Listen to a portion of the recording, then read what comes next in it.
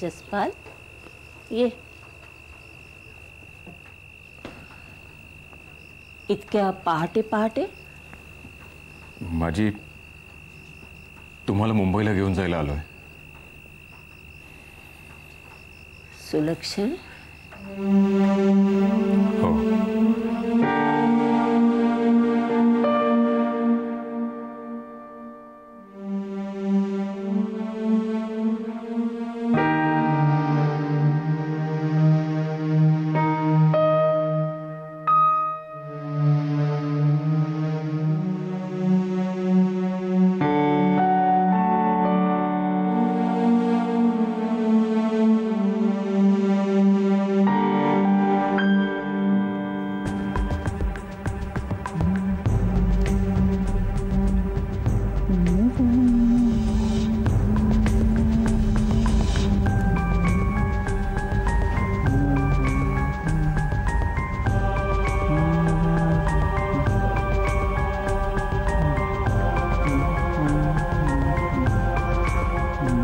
सुलक्षण, अरे का आहारी जातोयस या व्यसनांच्या? का? हे बघून तुला दुःख होईल अशी परिस्थिती उरली नाहीये वसुमती आता, नाही का?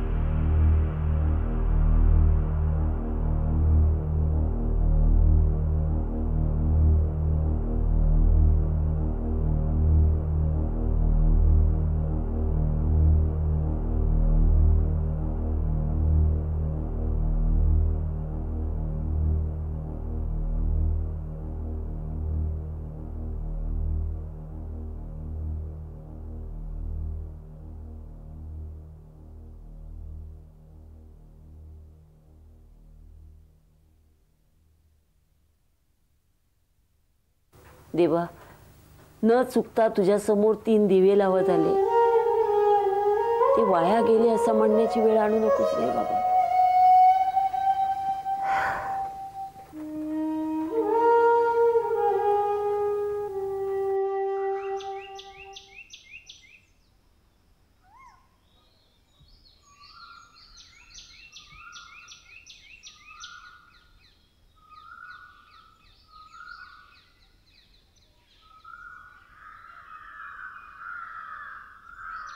रघुनाथ, येते मी.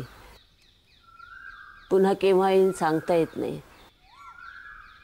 घर, वावरं, जनावरं, आपली सगळी माणसं, सांभाळ कर त्यांचा.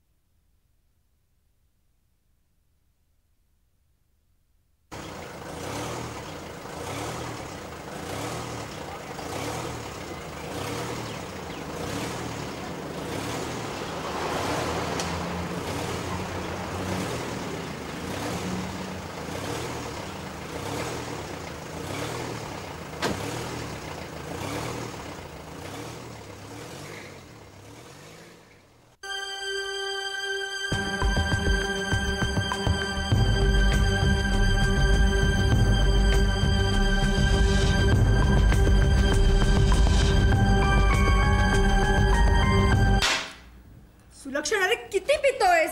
तुला काहीच वाटत नाहीये का? तुझ्या या असल्या वागण्यामुळे सगळे तुटत चाललंय. तुझी सावली पडायला नको म्हणून मी आदित्यला बोर्डिंग स्कूलमध्ये ठेवलं. तो मला पारखा, मी त्याला पारखी, पण तुझ्या वागण्यावर काहीच परिणाम होत नाहीये. माय डिअर वॉटसन, माझ्यात काहीही बदल होणार नाही. अरे पण का सुलक्षण, का करतोयस तू हे? एलिमेंटरी माय डिअर वॉटसन, मला इथे असायचं नसतं म्हणून, मला कुठल्याच इथे नसायचं असतं म्हणून. Will you stop that nonsense?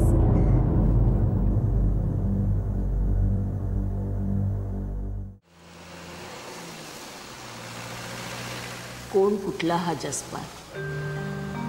मला नेण्यासाठी मुंबईहून धावत इथे आला.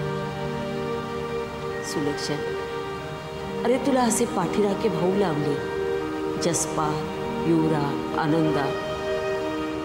चांदीच्या ताटात सुग्रासन्न वाढून पुढे आलेलं काल आथाडलं. सासूबाई, या सगळ्याला तुम्ही जबाबदार आहात. तुमचा मुलगा दारूच्या आहारी गेला, जिंकला असताना विहिरीत पडून मेला, तेव्हा मला पांढऱ्या पायाची म्हणाला. सुलक्षणच्या मनात काय काय भरवलं. त्याला ऐदी ऐशारांनी लहरी बनवून ठेवलं. मुलाचा सत्यानाश केलात आणि आता नातवाचाही. बिचारी वसुमती.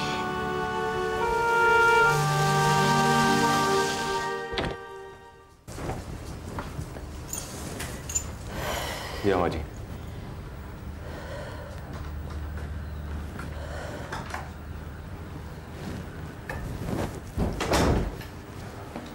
टाकलात ना, पाणी देऊ? दे.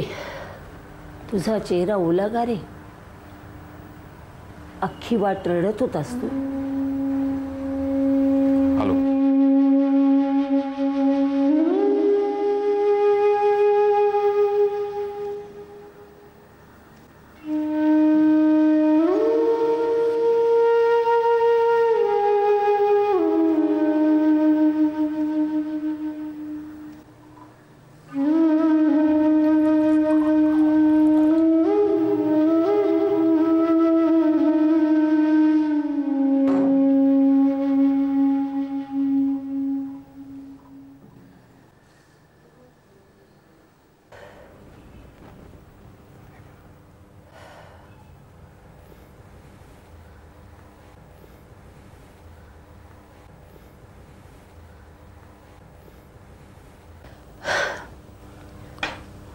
अंगावर 2 तांबे पाणी घेते आणि तयार होते. मग लगेच हॉस्पिटलला जाऊ. एक गोष्ट ऐकशील माझी? तू आता कामाला जा, दूर कुठेतरी. सुलक्षणच्या उशेशी नको बसूस. मी आणि वसुमती आहोत ना आम्ही. लगेच कळवू तुला. केलंस ते डोंगरा एवढं केलंस, यापुढे झेपणार नाही तुला.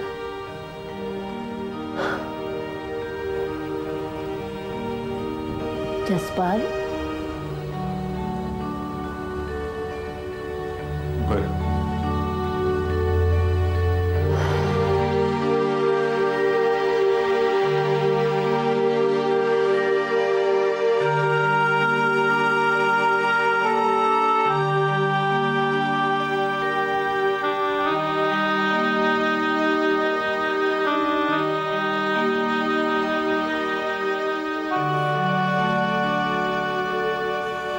वसुमती, तू जसपाल बरोबर घरी जा. मी थांबते इथे.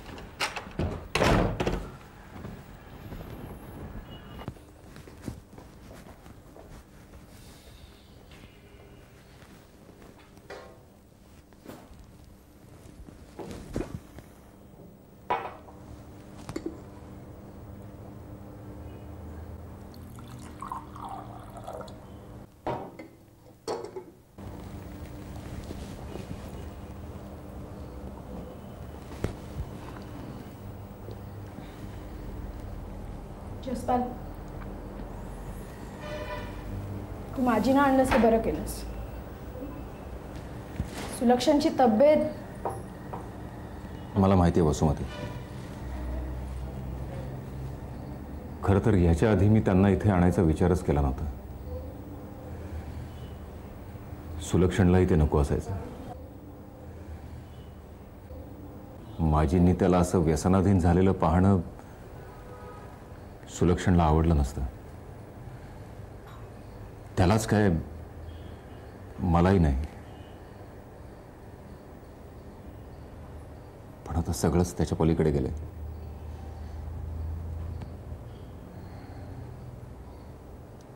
आणि आता सुलक्षणलाही कदाचित वाटत असेल माझी एकदा भेटल्या शेवटच्या तर बरं होईल. शेवटच्या आला आला शेवट सगळ्याचा. शी, वसुमती, ऱ्हास ऱ्हास होत गेला रे सुलक्षणचा. आणि हताशपणे बघण्यापलीकडे मी काहीही करू शकले नाही. त्यात तुझी काहीच चूक नाही. अगदी सुरुवातीला सुलक्षण भोवती सावलीसारखी फिरायची मी. वाटायचं माझं प्रेम त्याच्या उद्धाराची शक्ती, प्रेरणा होऊ शकेल. पण माझे डोळे खाडकन उघडले ते त्या दिवशी. खरं तर त्या रात्री. आठवतं तुला? जवळजवळ बेशुद्ध अवस्थेत घेऊन आला होतास तू त्याला. ओव्हरडोस घेतला होता त्याने. त्यावेळी चरचरून लक्षात आलं की माझ्या कुठल्याही प्रयत्नांनी सुलक्षणला आता वाचवता येणं शक्य नाही. हे कळलं आणि मन कडू जहर झालं. मग प्रेमापोटी त्याच्यासाठी काही करणं सोडलं मी. नंतर केलं दयेपोटी आणि आता कर्तव्यापोटी. आणि आता सगळं संपणार लवकरच.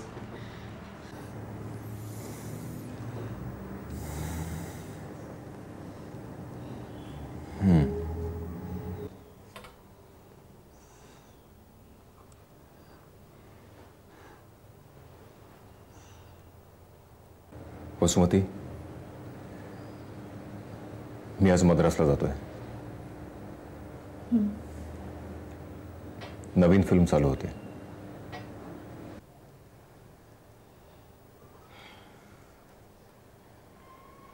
माझा मोबाईल नॅशनल रोमिंग आहे.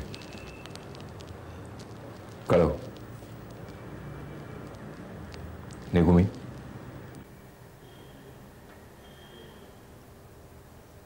जसपाल, तुझे आभार कसे मानू मी? प्लीज का?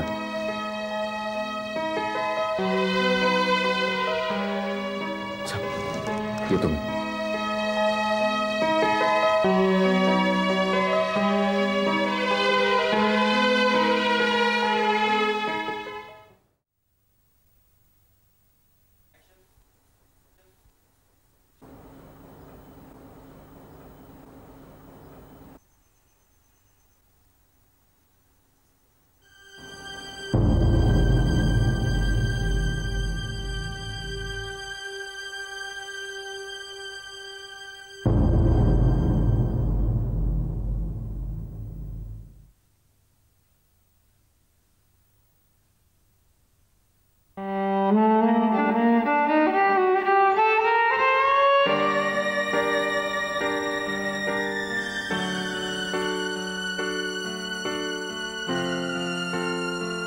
कोरडी राहा, कोरडी राहा, नाहीतर धडगत नाही.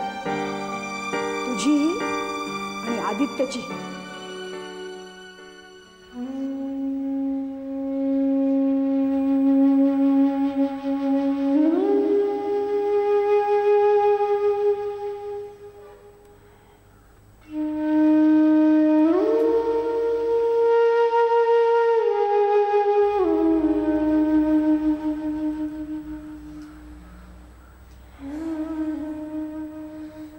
बरं झालं सुटलीस बाई.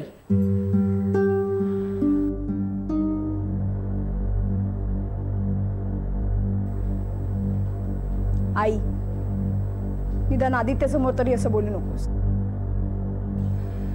कमाल आहे, एवढा देखील पोच नाही का आम्हाला?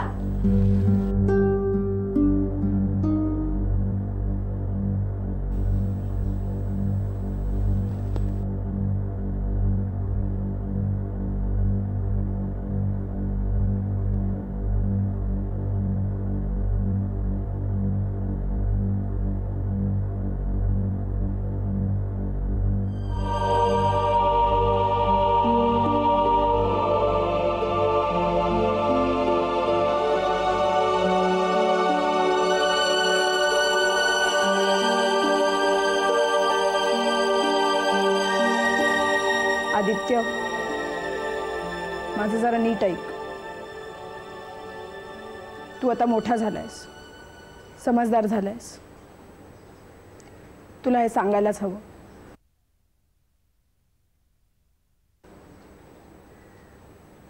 तुझ्या दादांनी तुझ्यासाठी पैसे गुंतवलेत. त्यातून तुझ्या शिक्षणाचा खर्च भागेल. अगदीच अडचण झाली तर हे घर आहेच. मी आईकडे राहून नोकरी करून स्वतःची तरतूद करेन. आपल्याला कोणाच्याही तोंडाकडे बघायला लागणार नाही.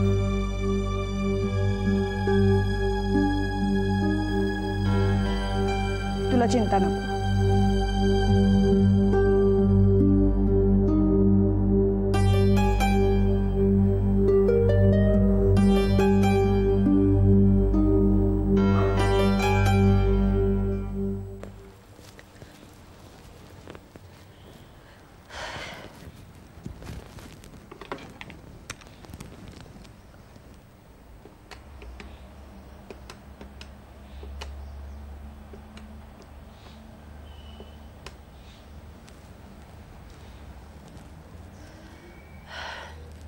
हॅलो हॅलो, जरा आयजी सरांना देता का? मी आनंदा साहेबांची माझी बोलते. नमस्कार सर, मी आनंदाची माझी बोलते. नाही नाही, मी ठीक आहे. एक वाईट बातमी द्यायची होती. आनंदाचा दादा सुलक्षण गेला. नाही, तो तसा आजारीच होता. नाही नाही, आनंदाने इथे यायची काही गरज नाही आत्ता. नाही, एवढ्या लांबून सगळी कामं सोडून. नाही, तो नाही आला तरी चालेल. येईल तेव्हा भेटेलच तो मला. फक्त तुम्ही निरोप द्या. ठेवू मी फोन? हां, हो, मी माझ्या तब्येतीची काळजी घेते. बरं आहे.